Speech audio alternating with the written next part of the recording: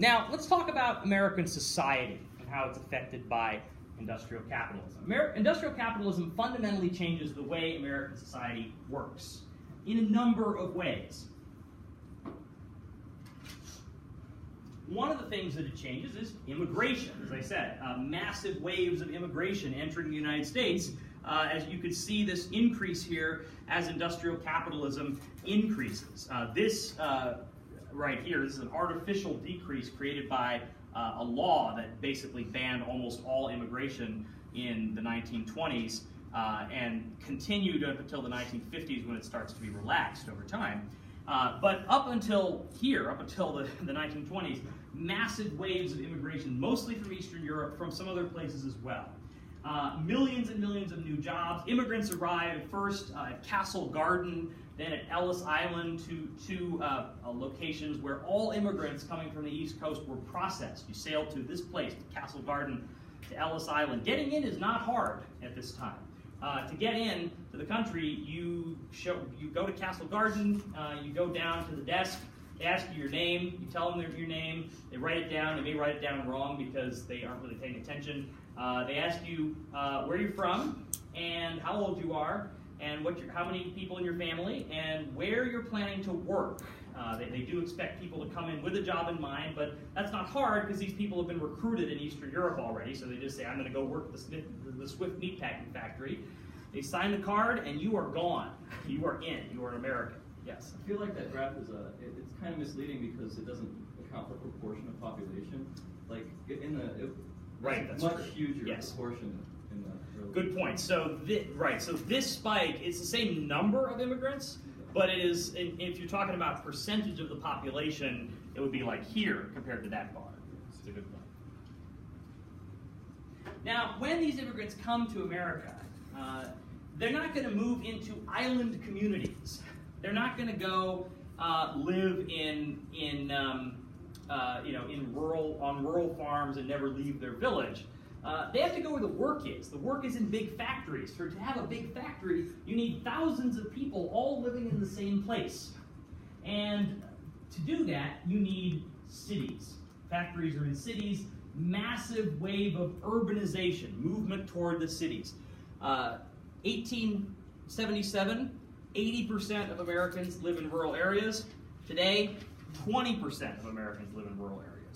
This is never undone. It just goes right here, 1920, half and half, and ever after, most Americans live in cities. New York City, here it is in the 1870s. In the 1770s, New York City had perhaps 30,000 people in it. In the 1870s, it had 1 million people in it. I wonder what people thought when new people just kept coming and coming and coming in. Well, as we'll see, there were a lot of people who were opposed to it, but it made sense for businesses. It made sense for economic reasons to have all of these new immigrants. Now, for industrial capitalism to work, it needs to be able to transport goods all over the country. And so you see the growth, the movement from overland trails to railroad, the growth of railroad networks. This map shows the red lines are the 1840. Railroads are basically city to city. There's a couple of longer ones like this, but they're not a major network of railroads. By 1870 is the blue. All of the northeast United States is connected with railroads. There's some railroads in the U.S. South, and then there's the Transcontinental Railroad going right through Utah all the way to the Pacific Ocean to San Francisco. By 1920 is the yellow lines. You have railroads all over the north, all over the south, and most of the places in the west, with the exception of western Wyoming, where you just can't get anywhere. Anybody here from western Wyoming or anywhere in Wyoming? It's still true to this day. I mean, I have a friend who lives in Wyoming. The nearest airport is 3.5 hours away. And it is not like the airport in Vegas. It is like the airport in St. George. It is 3.5 hours away. And that's just it. If you're in western Washington or western Wyoming, there's just nothing you can do. But other than that, it's all connected. Yes? Well, Why? Not a lot of natural resources out there. There's a lot of mountains there. There's a lot of grazing land, so there's incentive for, even in a sort of industrialized system, there's incentive for to keep it rural in some ways. yeah, just all those factors kind of going together. The West. Industrial capitalism requires Americans to expand to the West. Why? First, to access specific markets, to sell American goods to China, to Japan, in the Pacific Ocean. Second, because all of the land in the East is being requisitioned for factories and cities, the food production needs to move to the West. So you have crops being grown in the West, and more importantly, you have ranch land for cattle, for sheep. Has anybody seen a sheep eat? Questions you never expected to be asked in your history class. Has anybody seen it? In the Hercules movie. In the Hercules movie, but we're talking, yeah, and it might not show it actually in an animated one, but in a physical one, have you seen a sheep eat? What do sheep do when they eat? They just stand there? Stand there? What do their mouths do? Oh my gosh, do they pick up the dirt with the... Well, like a backhoe. They just... So a cow, you know, when a cow grazes in a field, the cow eats the blades of grass, and the grass is still alive, and the grass will come back. When a sheep eats in a field, the sheep tears up the field. When the sheep is done at that field, there's nothing but dirt. So this actually becomes a real problem because a lot of this land in the West is national forest land, and people want to graze their sheep in it, and the government kind of lets them, but the problem is it's not, you know, you can let a cow graze in a national forest and then you take the cow away and a year later or 6 months later it's back to normal. You let a sheep eat in a national forest, all you got left is dirt and trees.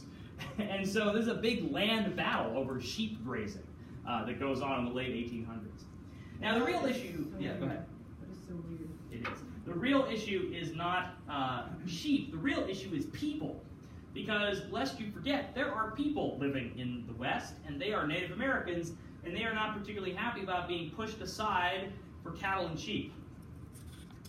The primary group of Native Americans in the West that the U.S. has to deal with are the Sioux, although there are tribes all over the southwestern and northwestern United States. But the Sioux are a big, powerful empire. They've developed this herding empire in the Great Plains states.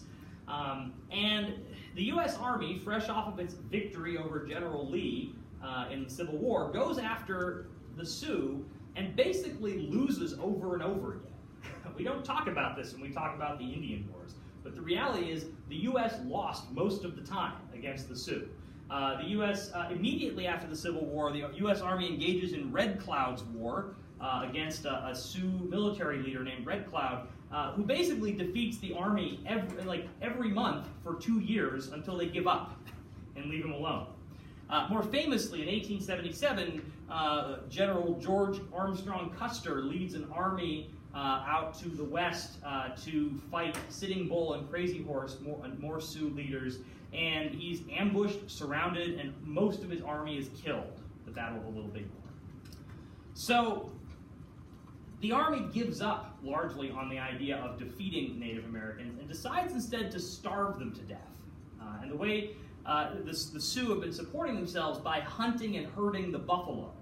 So the Army intentionally exterminates the buffalo. Buffalo are still around today, but they were critically endangered for a long time. And the only reason that they're not critically endangered anymore is that they're now used for luxury meat. And so buffalo ranching has come back. But the buffalo are pretty close to wiped out by the Army intentionally. Mass slaughters of buffalo herds to kill off the food supply so Native Americans will have to agree to surrender. And it basically works.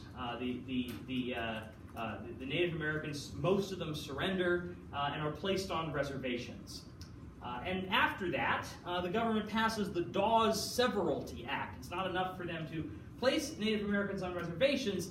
They want to destroy Native American culture, to make Native Americans like white Americans. So the Dawes Severalty Act takes away Native American land. Native American land is often held collectively, depending on the tribe, takes it away from them and forces them to buy it back in individual parcels to build houses on.